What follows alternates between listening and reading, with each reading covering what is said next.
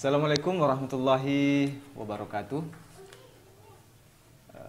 Alhamdulillah, hamdan wa syukran lillah wa sallu ala rasulillah, amma ba'd. Sahabat-sahabat lensaku, hari ini saya berada di Pondok Pesantren Syekh Hasan Yamani, tepatnya di Desa Parape, Kecamatan Campalagian, Kabupaten Polewali Mandar. Dan saat ini saya sedang bersama salah satu senior saya. Alhamdulillah bahwa beliau saat ini telah menjabat sebagai bagian pengasuhan di Pondok Pesantren Syekh Hasan Yamani.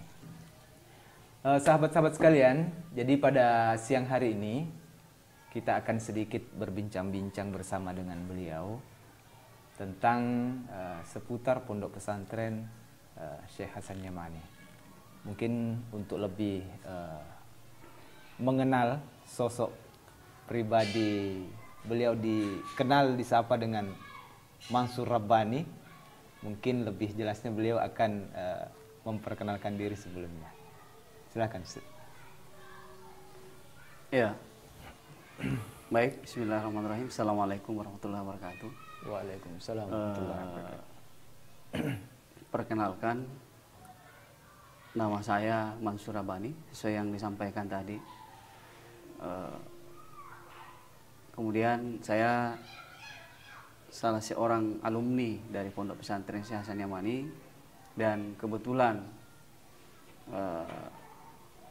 sekaligus diberikan amanah setelah menempuh pendidikan beberapa tahun di pondok ini, lalu melanjutkan di luar Pondok Pesantren Hasan Yamani, kemudian kembali di pondok ini untuk mengabdikan diri, lalu diberikan amanah untuk menjabat sebagai bagian pengasuhan santri. Ya. Jadi sahabat-sahabat sekalian, mungkin ada yang sempat melihat video ini penasaran bagaimana sih gambaran umum Pondok Pesantren Hasan Yamani itu, Ustaz? Gambaran umum Pondok Pesantren Syekh Hasan Yamani, kalau berbicara tentang gambaran umum, ya. Setiap alumni, ya, sepengetahuan saya ini, setiap alumni pasti akan memiliki pandangan yang berbeda-beda tentang bagaimana itu Pondok Pesantren Syekh Hasan Yamani. Tergantung kacamata yang dia gunakan, Ustaz, betul sekali. Kalau kacamata hitam, maka akan kelihatan gelap. kalau itu ya maksudnya. Jadi kalau bicara pandangan umum Hasan Yamani seperti apa, ya itu tadi tergantung dari alumni itu sendiri memandangnya. Tapi secara pribadi, ya, secara pribadi Hasan Yamani saya pahami bahwa pondok pesantren yang bergerak untuk senantiasa dalam pembinaan generasi-generasi baik di tingkat anak-anak, maksudnya tingkat MI, Madrasah Ibtidaiyah, kemudian ada tingkat Madrasah Sanawiyah dan Madrasah Aliyah. Itu kalau secara sistem pendidikan di pondok ini. Oh, jadi umum sudah ada tingkat MI-nya juga, Ustaz, ya? Ya, walaupun MI ini baru berdiri sekitar beberapa tahun yang lalu, ya. Jadi kalau sejak awal berdirinya pondok ini, itu yang ada hanya pondok putra saja, Pondok Pesantren Syekh Hasan Yamani. Nanti beberapa tahun kemudian maka ada pondok putri, lalu menyusul juga pondok Madrasah Ibtidaiyah. Tapi untuk Madrasah Ibtidaiyahnya ini, Ustaz, apakah santrinya itu juga diasramakan atau hanya sebatas sekolah saja? Nah, kalau untuk tingkat Madrasah Ibtidaiyah sejauh ini masih belum pakai konsep asrama. Yang pertama tentu pertimbangan pembina, ya, kekurangan pembina. Yang kedua adalah fasilitas, ya, fasilitas yang memang jujur kami sampaikan bahwa masih belum memadai untuk memberikan ruang kepada madrasah ibtidaiyah ini untuk diasramakan. Maka sistem yang berjalan, mereka masuk kelas seperti sekolah-sekolah dasar pada umumnya. Jadi ini gambaran secara umum saja bahwa di pondok pesantren itu memang ada tingkatannya mulai dari MI, Sanawiyah, dan MA, gitu saja. Tapi saya tambahkan tambahkan bahwa di samping bahwa ada sistem madrasah yang diterapkan di pondok ini, ya harus dipahami juga bahwa ada perpaduan, ada kolaborasi kurikulum, perpaduan antara kurikulum madrasah dan KMI, yang tentu rujukannya adalah Pondok Pesantren Gontor Ponorogo. Jadi itu konsep KMI atau kurikulum KMI itu yang kemudian diadopsi di pondok ini, yang juga sebagai salah satu pondok alumni pondok ini. Jadi Hasan Yamani ada hawa-hawa gontornya. Ya, bisa dikatakan seperti itu. Kemudian Ustadz, selepas dari itu, ini kalau misalkan pemirsa mungkin ada anak atau keluarga atau tetangga, teman, sahabat karib yang ingin menitipkan anaknya di pondok ini, kira-kira apakah persyaratannya itu Ustadz yang mesti dipersiapkan untuk masuk ke pondok ini? Apa saja itu biasa persyaratannya Ustadz? Ya, kalau secara umum persiapan atau syarat untuk masuk di pondok ini, tentu dalam setiap apapun itu yang pertama sekali adalah niatnya dulu harus diperbaiki. Niat ya. Niat, ya itu dulu niatnya diperbaiki. Dan ini kan sifatnya sangat rahasia kalau bicara niat. Maka penekanannya bahwa niatnya harus diperbaiki. Bahwa mondok itu tidak segampang dan tidak sesusah yang kita bayangkan. Nah, itu dulu yang harus kita pahami sama-sama. Karena mondok itu juga ibadah Ustaz ya. Jadi harus mondok juga itu ibadah. Jadi butuh butuh perjuangan di situ. Jadi harus perbaiki niat. Biar nilainya juga bernilai ibadah. Lalu syarat-syarat selanjutnya itu kalau untuk masuk di tingkatan madrasah sanawiyah, maka yang pertama tentu ijazahnya madrasah ibtidaiyah dan sederajat, sekolah dasar maksud saya. Lalu syarat-syarat penting juga yang harus dipenuhi, minimal bisa baca Al-Quran. Walaupun mungkin sebagian wali santri yang kadang berpikir itu makanya kita mau masukkan anak ke pondok supaya dia bisa mengaji, karena tidak bisa mengaji. Tapi yang harus saya pahamkan adalah kenapa pondok ini kemudian menerapkan sistem yang seperti ini, itu sebagai penekanan di awal bahwa di pondok ini tidak hanya belajar tidak belajar mulai dasarnya saja, akan tetapi ini sudah wilayah lanjutan dari sekolah dasar. Ya, sekolah dasar. Nah, kemudian yang kedua adalah karena mata pelajaran di kelas 1 itu sudah mulai ada yang berbahasa Arab. Ada kompetisi membaca dan menulis bahasa Arab. Karena logikanya bagaimana caranya belajar kalau membaca saja tidak bisa. Seperti itu. Jadi itu penjelasan dari Ustadz Mansur selaku pembina atau selaku bagian pengasuhan di Pondok Pesantren Syekh Hasan Yamani. Jadi ini karena sudah azan juga Ustadz, kita break dulu ya. Iya, siap. Minum. Jadi sahabat-sahabat lensaku, beliau Ustadz Mansur sudah menjelaskan mengenai tentang gambaran umum masalah Pondok Pesantren Syekh Hasan Yamani, kemudian syarat-syarat apa saja yang perlu dipersiapkan ketika ingin masuk pondok, apakah itu tingkat MI atau tingkat sanawiyah. Nah, sekarang Ustadz, ketika orang sudah mondok kan, sudah masuk pondok, berkas administrasi sudah dilengkapi, nah, ini sudah masuk asrama. itu kan ada dua kemungkinan yang bisa terjadi, Ustaz, bagi santri itu. Iya, betul. Yang pertama, apakah dia betah di pondok atau justru memilih pulang kampung, Ustaz? Tapi kira-kira apa saja sih yang biasa membuat anak-anak itu betah di pondok, Ustaz? Sampai bisa menyelesaikan pendidikannya di pesantren ini yang tentunya menjadi harapan kedua orang tuanya, Ustaz. Jadi ketika seorang anak, seorang santri sudah masuk ke pondok ini, maka ya betul tadi bahwa ada dua kemungkinan bisa terjadi kepada setiap santri maupun santriwati. Ini sudah lumrah terjadi, bahwa ada yang betah, kemudian ada yang baru 1-2 hari bahkan. Oh, ada 1-2 hari baru mau. Iya, baru 1-2 hari bahkan sudah memilih pulang kampung. Ya, barangkali karena tidak sesuai ekspektasinya barangkali ya dengan kondisi pondok.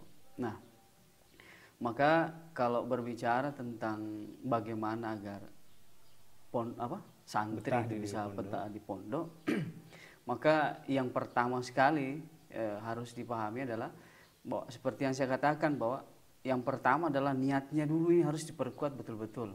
Ya. Pertama ini niatnya anak ini harus diteguhkan di awal sebelum dia memasuki pondok, bahwa niatnya untuk belajar dan lain sebagainya itu harus diperkuat. Karena ibaratnya sebagai niat ini seperti pondasi. Kalau pondasinya kuat, maka akan apapun itu akan susah untuk dirobohkan ini kalau niatnya kuat. Kemudian yang kedua, ini bicara mondok ya, santri mondok itu ada beberapa orang yang terlibat di situ yang harus berperan, sama-sama berperan. Ini yang pertama itu orang tua. Betul. Ya, pertama orang tua, yang kedua santri itu sendiri, dan yang ketiga adalah pembina di pondok. Jadi ketiga komponen ini harus sinergi. Dalam membangun komunikasi. Ditinjau dari orang tuanya, maksud saya adalah bahwa orang tua juga ini harus percaya sepenuhnya kepada pondok ini, memberikan anak atau santri ini ke pondok dengan betul-betul percaya bahwa pengasuh yang ada di pondok ini mampu membuat santri ataupun santriwati ini bisa betah di. Jadi ketika ada masukan dari dewan pembina dan lain sebagainya tentang bagaimana harus dia menyikapi anaknya, karena tentu banyak sekali itu perilaku yang muncul bagi santriwati yang baru masuk, mulai dari alasan sakit dan lain sebagainya, sering sekali muncul, dan itu yang saya hadapi di lapangan. Maka saran saya kepada setiap wali santri agar pertama kuatkan dulu sabarnya juga, harus tega melihat anaknya mungkin menangis karena minta dibawa pulang. Itu jadi itu tadi memang anak ibu harus punya niat yang kuat. Ya, niat yang kuat untuk ini, karena dari dasar itulah seluruh tantangan-tantangan ke depan ini bisa dilewati dengan baik. Jadi memang berat ya Ustaz, misalkan orang tua kemudian jauh dari anaknya yang tadinya siang malam sering bersama di rumah, tahu-taunya pisah tempatnya, mesti harus sebagaimana dikatakan Ustaz tadi, 3 serangkai ini antara si santri, kemudian orang tua dan pembina pondok ini memang harus saling bersinergi saja. Karena mungkin kadang ada orang tua yang begitu semangat ingin anaknya mondok, tapi mungkin si anak ini yang kurang ingin mondok, itu kan itu juga kadang menjadi permasalahan. Betul. Jadi memang harus kompak ya Ustaz. Oke. Tadi ini persoalan betah di pondok Ustaz. Nah, kita tentu ini akan imbang, ada yang betah kemudian ada yang pilih.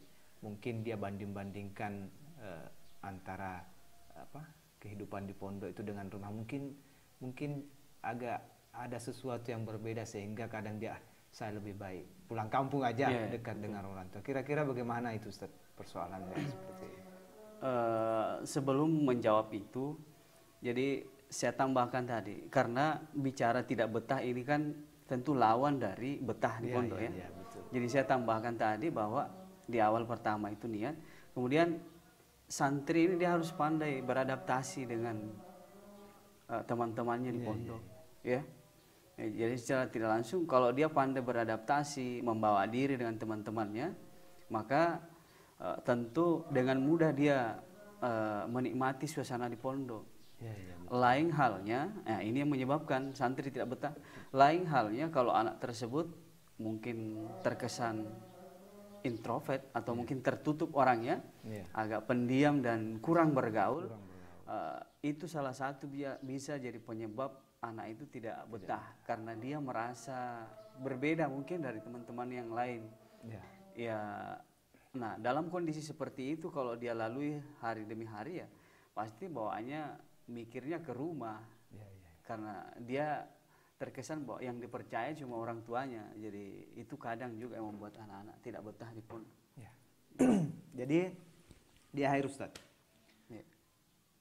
sebelum kita tutup mungkin ada pesan-pesan. Yang pertama buat mungkin yang santri maupun santriwati yang sedang mondok, kemudian terkhusus juga buat kedua orang tua yang jauh dari sang buah hati, yang mungkin menahan rindu berat pada sang buah hati. Kira-kira apa pesan-pesannya Ustaz buat ini santri dan orang tua? Pesan pertama ya buat santri ya, mungkin yang sempat nonton podcast ini. Pesan pertama buat santri biar betah di pondok ini ya, segala proses yang kalian lalui di pondok ini, ya, segala proses yang kalian lalui di pondok ini, apa yang kalian lihat, apa yang kalian dengarkan, apa yang kalian rasakan, itu sesungguhnya adalah bagian dari proses pendidikan. Nah, dalam proses itu banyak tantangannya karena ada disiplin. Nah, disiplin ini kadang kita merasa tertekan dan lain sebagainya. Nah, bicara disiplin ya tentu harus dijalankan. Maka kata kuncinya supaya disiplin ini bisa berjalan, cukup dijalankan saja, tidak usah dipikir. Karena kalau dipikir, wah stres kita. Jadi disiplin itu Ustaz, jadi sedisiplin apapun itu jangan menjadi beban pikiran ya. Betul sekali. Tapi dijalankan. Karena disiplin memang bukan untuk dipikirkan, tapi untuk dijalankan. Karena kalau dia dipikirkan, berputar ini, habis ini apa, bisa jadi stres. Bisa jadi stres. Jadi ingat pulang kampung. Ingat pulang kampung. Karena merasa bahwa pondok ini terlalu rasanya sempit. Jadi akhirnya hati sempit. Jadi kalau hati sempit ini dalam kondisi apapun ya perasaan selalu hampa rasanya. Kunci juga di hati. Kembali ke niat lagi. Niat lagi, selalu kembali ke situ. Kata kuncinya itu. Kemudian untuk orang tua Ustaz yang jauh dari anak. Apa ya? Untuk para orang tua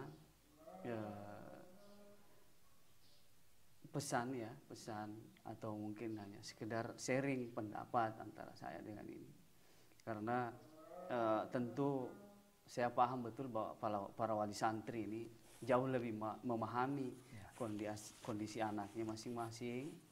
Tapi bagi saya secara pribadi dalam menilai para santri-santri ini, sungguhnya bagi orang tua ya cukup berikan kepercayaan penuh kepada santri, ya, kepada anaknya, bahwa mereka mampu menyelesaikan masalahnya sendiri dan dengan bekerja sama dengan segala stakeholder yang ada di pondok ini. Artinya apa? Bahwa ketika wali santri ini menitipkan anaknya di pondok ini, maka secara sepenuhnya diserahkan ke pondok, dan dia akan menganggap bahwa setiap persoalan-persoalan yang dihadapi oleh anak-anaknya di pondok ini insya Allah bisa mereka lewati dengan baik.